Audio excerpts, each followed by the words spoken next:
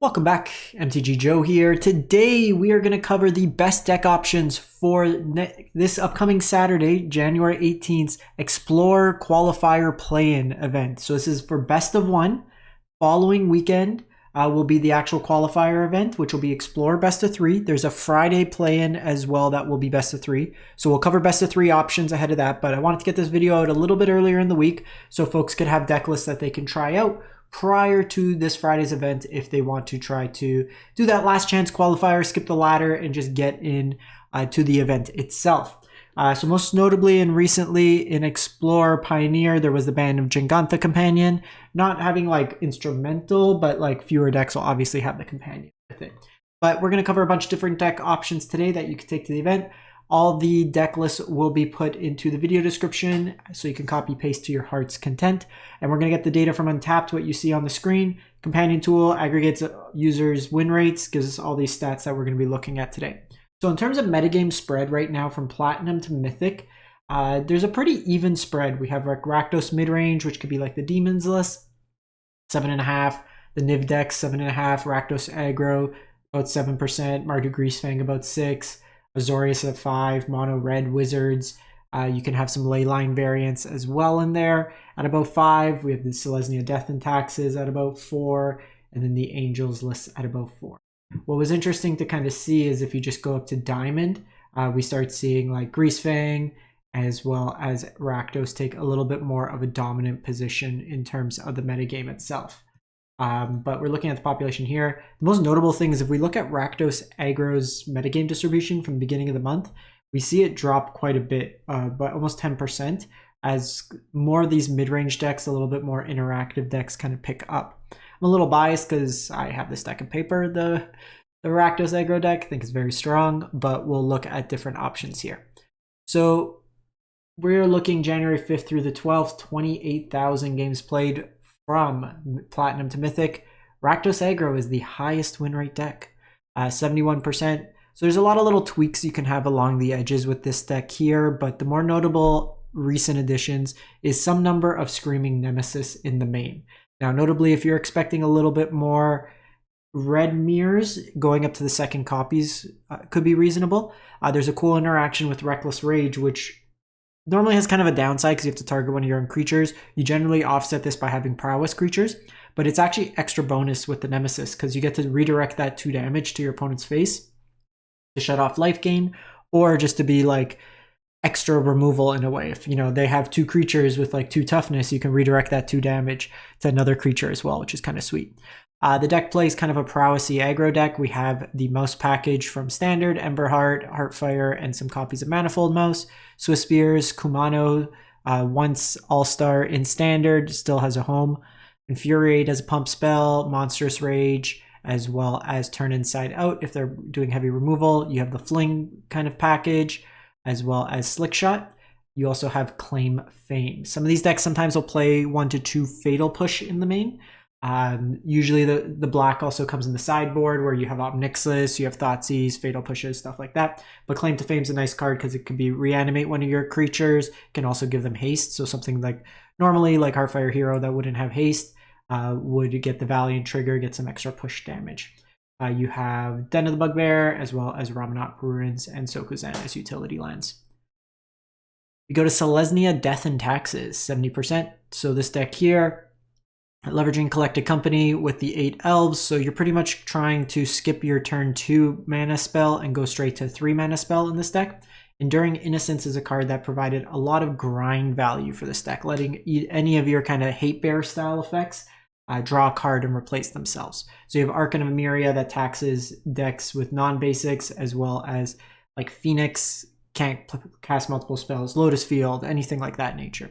Haven Interrupter is a pseudo counter spell. You have Knight of Autumn, Artifact Enchantment Hate, Skyclave as removal, Werefox Bodyguard as removal. This one's a little bit interesting. So Icing, Death, Frost Tyrant, not usually something you see in these lists, can't be hit by Coco. You'll sometimes see Eldrazi Displacer because it can be used to bounce your ETB style effects like Haven Interrupter, the removal options to kind of reset as well. Kellen gets you some card advantage, Thalia for tax as well. We then go to 5-color Niv Mizzet. So this is Niv to Light, Bring to Light. So kind of the card itself that pulls this deck together. We got recently Bring to Light. Search your library for a creature, instant, or sorcery, basically with the number of colors you paid to cast it, and you get to cast it from your deck. So it lets you play a toolbox deck. That's why you're seeing so many one-of cards in the deck. The coolest interaction, I think, is with Valki, where you search up the Valki, cast the Tibalt part. So that's a sweet interaction there.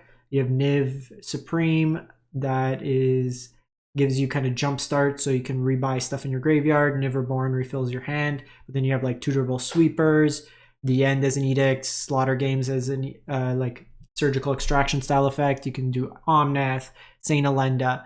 Ancient Cornucopia can gain you a lot of life. You have Sylvan Caryatid that fixes your mana. Beanstalk for card advantage. Then just tons of removal. Abrupt Decay, Lightning Helix, Vanishing Verse. You got Fable to tie the room together. And then Leyline Binding, generally speaking, is going to be like 1 mana in this deck. We then go to Azorius Control. So the kind of newest addition to the deck is Days Undoing. So each player shuffles their hand and graveyard into their library, then draws 7 cards. If it's your turn, you end the turn. So there's a combo with Narset where your opponent basically doesn't get to draw 7. You draw 7, they draw 1 because of Narset's static text. So you kind of get them that way there. You have the Wandering Emperor, Teferi, some more Planeswalkers, Supreme Verdict, Farewell Sweepers, along with Temporary Lockdown for the more aggressive decks. Bunch of counters, cheap removal kind of mixed into that. So you're winning with your Wandering Emperor, you're winning with your Kahira, your Restless Anchorage, Hall of Storm Giant. You also have the Gaia Reach Sanitarium, which you can force your opponent. So on their draw step, they draw a card, and then you can force to draw and discard. Because they've already drawn a card for turn with Narset, you just force them to discard the card in their hand, so you kind of lock them that way there. A lot of fun ways to make sure your opponent doesn't play Magic. We then have 5-color Enigmatic Zur Overlord. So the kind of Zur deck from Standard is even more toolboxy in this format. So you're using Enigmatic Incarnation, which sacks a enchantment, then lets you go and kind of Birthing Pod into a bigger one more. So you can do something like Impending the Overlord, get the land, Enigmatic, hit the Overlord, then go get Overlord of the Boiler Bridges. The Boiler Bridges can then go get Agent of Treachery, Atraxa, or Titan. You can go Clever Impersonator, Heliod off your 3-drops. You have like Fable and stuff. Nowhere to Run's removal that can then help you find 3-drops. So you can find your Zur, which then you can animate. You have Othakaya, which is removal. Then you can animate Skyclave, Glasspool kind of copies. Flicker can exile your Impending Overlords and get that value there, which is kind of sweet. Very rare card intensive. So if you are on a budget, this is probably not the deck.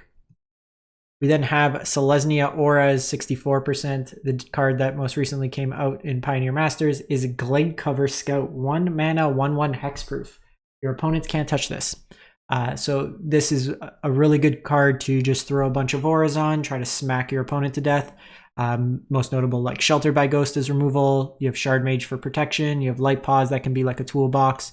Shram draws you a bunch of cards. All that glitters. Ethereal Armor makes them real swole. You have Mox Amber with the 4 Skrelves and then the 8 kind of 2-mana legendaries to also help you kind of cheat on mana. And then just a toolbox. Trample, First Strike and another creature, Flying, Vigilance, Sixth Sense draws you cards, Alpha Authority gives hexproof, so a bunch of different ways like that. Mono Red Leyline. This is a curve, folks. So 18 lands, Leyline. If you're a champ, you get it in your opening hand, and then you go to town. So you have Scamp, Fireblade Charger, Heartfire Hero. All cards when they die deals damage. So the Scamp could sack itself. The Fireblade cannot, neither can Heartfire, but if it dies, you have Expedite, which can give them haste, cycles to draw a card. You kind of chain multiple together. Ancestral Anger gives trample, draws you cards. You have Swift Spear in here, Titan Strength for pump, Turn Inside Out, Might of the Meek. So a bunch of cheap cards for like drawing cards, chaining together, pumping up power, and going to town that way there. Then we go to Jund's Sacrifice, so 63%. So basically red-black Sacrifice, red-black Cat Oven with the Yurga combo in here. So Yurga, basically, if it's in play, makes all your creatures become food tokens. That means your Cauldron Familiars are food. So if you have 1 in play, 1 in the graveyard, or 2 in the graveyard, and a food token already, you can sack to get one in play, and then basically create a loop where your cat sacks to the other cat, infinitely enters the battlefield, drains, and draws. You can dig to the combo with Scavenger's Talent, and then you're just playing kind of the cat oven loops with the Witch's Oven, Mayhem Devil, ping your opponent to death that way there. We then go to Abzan Greasefang. So there's basically 3 flavors of Greasefang in this format. There's Abzan, there's the Mardu version, which has become the most popular, and then there's some Esper versions with Oculus in there as well. I personally like the Mardu version best because you have Fable, Fear of Missing Out has some nice interaction. And it lets you play the most fair game because you're just like Blood Tithe Fable deck, which those cards usually win Pro Tours.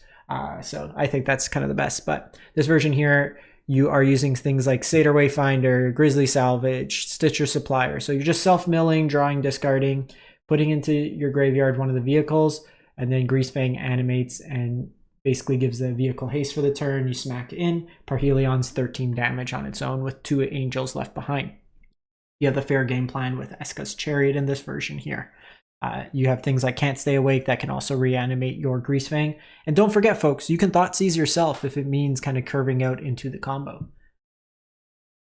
We then have Gruul Aggro. So this is a deck that we were missing before, but we got the missing cards to now play it. So this is the Bushwhacker version. So Bushwhacker is a really interesting card. So if it's the second card you play in a turn, instead of 3 mana, you can play a 2 mana for it. And then since you're paying its surge cost, your other creatures get +1/0 and haste till end of turn. So Burning Tree Emissary into Bushwhacker means 2 creatures. Your BTE gets haste right away. Any of your other creatures get the bonus. You also have this kind of cool interaction with both Aloe Alchemist and Cunning Coyote. You can plot both of them. It gives them value right away for your creatures, unlike a lot of the other plot cards. Like Slickshot doesn't give you any value that turn. But you can Burning Tree into plot one of these, and then the next turn it's 0 mana, but it still would trigger the surge in that case there. Bone Crushers is removal, you kind of red package with like Heartfire, Swift Spears, then you have Monstrous Rage and Play with Fire as removal. We then have the Mardu variant of Greasefang. So like I mentioned, this is the version I think I'd prefer. Overlord of the Baelmerk can help you self-mill on 2. Fear of Missing Out draws discards, gets you extra combat steps, including with Parhelion. So you can just kill him that turn. A bunch of removal options, torches, you have the Fatal Push, Thoughtseize, Bitter Triumph, Vanishing Verse, Blood Tithe, Fable, just a joint love as old as time. And then you have like Elegant Parlor to help you kind of mill over as well. We then go to Rakdos Midrange, so the Rakdos Demons deck. So you have Unholy Annex is the most recent 3 mana enchantment being played in these decks. So the Annex can draw you cards. You have the Fable package. This version here is a little bit leaner in terms of some of the other decks where you'll see like Sheoldred in the deck as well. But you have your Fables, your Unholy Annex, Blade of Oni in here. So Blade of Oni is a 2 mana demon, so you can curve Blade of Oni into the Unholy Annex. Whole bunch cheap removal, hand discard, Fear of Missing Out, Blood Tithe kind of package in here. You also have Mutavault, which would work with the Unholy Annex, so keep that in mind as you're playing out. You can activate your Mutavault on end step to drain your opponent out that way there. Probably the safe, like you can hedge with like Withering Torment in the main. You can drop down like 1 Duress and play like 2 Sheoldreds. That's another option to consider with that. And then lastly, we have Izzet Phoenix, 58%. So recently, the versions that went back to Ledger Shredder have been doing better in Best of 1 than the Artist Talent version. Format tends to be more aggressive, so having this as a scalable body does a good job of blocking. Core of this deck is to kind of draw, filter your deck, like use Picklock Prankster to mill over, Arc-like Phoenix, cast 3 spells, get them back out of your graveyard. Prof's Edict can also leverage all this card draw to make one of your creatures very large. And then you have Treasure Cruise, that's basically 1 mana, draw 3 in the deck there. So things like Lightning Axe could ditch a Phoenix, so it's a 1 mana removal that can get it back. From a timing perspective, your Phoenix enter the battlefield after the Prof's trigger goes on the stack, so you don't get that value there. That's it for the week. Let me know what you're going to be playing in the event. Good luck to those playing, and we'll be back for the best of 3 version as well. Thanks for watching.